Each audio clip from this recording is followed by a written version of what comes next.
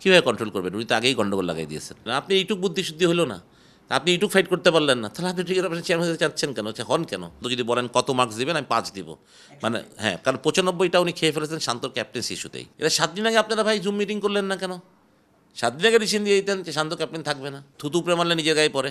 এটা not easy ভাইয়া। চেয়ারে বসার আগে অনেক কিছু বলা যায়। বুকের ভেতর কত বড় ঝড় বয়ে গেছে শরীরী ভাষায় নাজমুল শান্ত তার টের পেতে দেন না। পরিশ্রমী, দলের জন্য নিবেদিত প্রাণ, অথচ এমন ক্রিকেট মস্তিষ্ককেই অপেশাদারভাবে বড় আঘাত দিয়েছিল বিসিবি। তামিমের পর এবার ক্রিকেট অপারেশনস প্রধান নাজমুল আবেদিন ফাহিমের দিকে আঙ্গুল তুললেন খালেদ মাহমুদ সুজন। আপনি একটা ট্যুরের প্রাককালে আপনি একটা ছেলেকে বলবে আর নো ওয়ান ডে টিমের ক্যাপ্টেন বা টেস্ট টিমের ক্যাপ্টেন, এটা ঠিক না। এই কথাটা আপনি 7 দিন আগেই বলতে পারতেন। যাওয়ার আগেই বলা হচ্ছে। আর যদি আপনি যেহেতু আপনি দেরি হয়ে গেছে, তাহলে আপনি এই ট্যুরের ক্যাপ্টেন্সিটা চেঞ্জ না করলে কি ভারত অশুদ্ধ হইতো যে আপনি শান্ত 3টা ম্যাচে ক্যাপ্টেন্সি করলে আর কী হইতো? আপনি 3টা ম্যাচ দণ্ডমণ্ড যেত বা বাংলাদেশ ক্রিকেট শেষ হয়ে যেত।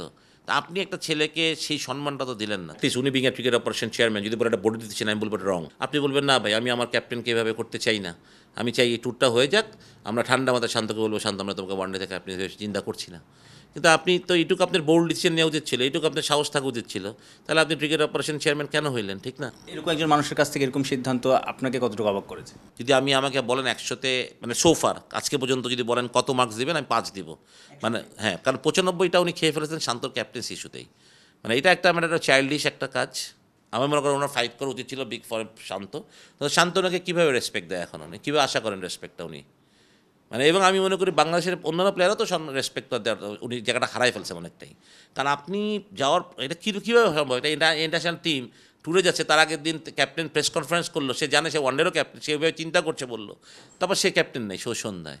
তো এই কথাটা আপনার জুমে কার মাথায় আসলো যে সকল জুমে মিটিং করতে হইলো, এটা চিন্তা করতে হইলো এবং ক্যাপ্টেনের প্রেস কনফারেন্সের পরে জানা, এবং আমি কেন এটা 7 দিন আগে আপনারা ভাই জুম মিটিং করলেন না কেন? 7 দিন আগে ডিসিশন দিয়ে দিতেন যে শান্ত ক্যাপ্টেন থাকবে না টুমে যাওয়ার প্রাককালে কেন? তা আপনি দলের ভিতরেই তো আপনি ম্যাচ তৈরি করতেছেন, তা আপনি দলের থেকে ভালো কিছু আশা করেন কেন? ক্রিকেট অপারেশন চেয়ারম্যানও সেই সময় কলম্বোতে ছিলেন যখন শান্ত টেস্ট সিরিজ শেষে ক্যাপ্টেন্সি ছাড়লেন, সেটাও তো সে কন্ট্রোল করতে পারতেন। অ্যাটলিস্ট সফরটা শেষে পর্যন্ত ওয়েট করানো যেত কিনা? কীভাবে কন্ট্রোল করবেন? উনি তো আগেই গন্ডগোল লাগাই দিয়েছেন। উনি যখন ওনাকে সম্মান করেন না, আপনি কীভাবে একজনের সম্মানটা আশা করেন? আমি যদি আপনাকে সম্মান না করি, আপনি কি আমার সম্মান দিবেন?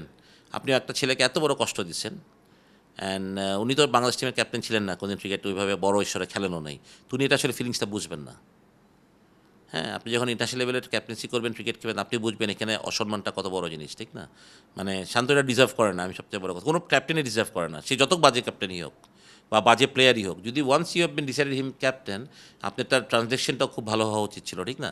সেটা তো আপনি করেন নাই। নানা সময় আমরা দেখেছি যে বিপিএলে তার পয়েন্ট অফ ভিউ তিনি তখন যখন বিসিবির বাইরে ছিলেন তিনি শেয়ার করেছেন ক্রিকেটের মান নিয়ে, ফিক্সিং সহ নানা ইস্যু নিয়ে। কিন্তু সবশেষ বিপিএলে তিনি সদস্য সচিব ছিলেন। যখন বিপিএল চলছে তখন তিনি ট্যুরে বাইরে গিয়েছেন মেয়েদের খেলা দেখতে, অথচ এখানে বিপিএলে নানা রকম অনাকাঙ্ক্ষিত ঘটনাও ঘটেছে। এই বিষয়গুলো আসলে নিয়ে আলোচনা হচ্ছে এবং আপনি কীভাবে দেখেন? হ্যাঁ, বিপিএল না গত বছর যে কথা উঠেনি বা অনেক রকমের প্রবলেম তো হয়েছে, পয়সা পায়নি প্লেয়াররা, এরকম অনেক টাকা দেয় না, দেয় না, অনেক কথা। তখন ওয়্যার আর ইউ, তখন আপনি কী করলেন? আপনি তো মানে এটা নট ইজি ভাইয়া। চেয়ারে বসার আগে অনেক কিছু বলা যায়। চেয়ারে বসলে কিন্তু বাড়তি আপনি যেটা দেখেন সেরকম থাকে না, অনেক মানে চারিদিকে এত সোজা না সব কিছু, আপনি ভুল করতে বাধ্য। থুতু উপরে মারলে নিজের গায়ে পড়ে।